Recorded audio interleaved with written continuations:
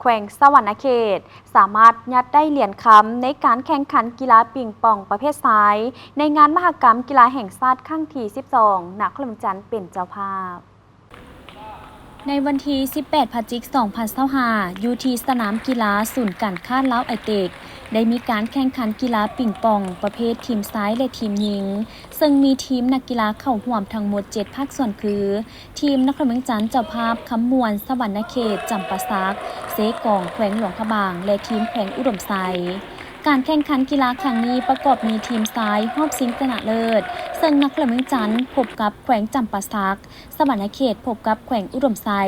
ส่วนทีมหญิงแม่นรอบคัดเลือกแขวงหลวงพระบางพบกับแขวงจำปาสักและแขวงขมวนพบกับนครหลวงจันทน์สำหรับผลการแข่งขันประเภททีมซ้ายแม่นแขวงสะหวรรณเขตสามารถย่านเอาชนะนครหลวงจันทน์3-2 เซตได้เหรียญค้ำไปครอบครองส่วนเหรียญเงินแม่นตกเป็นของทีมนครหลวงจันทน์สรุปผลการแข่งขันประเภททีมซ้ายเหรียญค้ำแม่นแขวงสะหวรรณเขตเหรียญเงินแม่นนครหลวงจันทน์ส่วนเหรียญทองแดงแม่นแขวงจำปาสักและแขวงอุดมไซ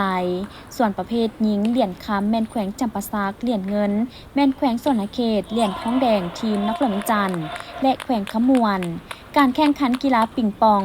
แม่นได้เริ่มต้นมาแต่วันที่ 17 พฤศจิกายน 2025และจะดำเนินไปจนฮอดวันที่ 23 พฤศจิกายน 2025อยู่ที่สนามกีฬาศูนย์การค้าลาวไอเทคซึ่งท่านใดมักหักในกีฬาประเภทนี้ก็สามารถเข้าไปชมไปเชียร์ได้เพื่อให้กำลังใจนักกีฬา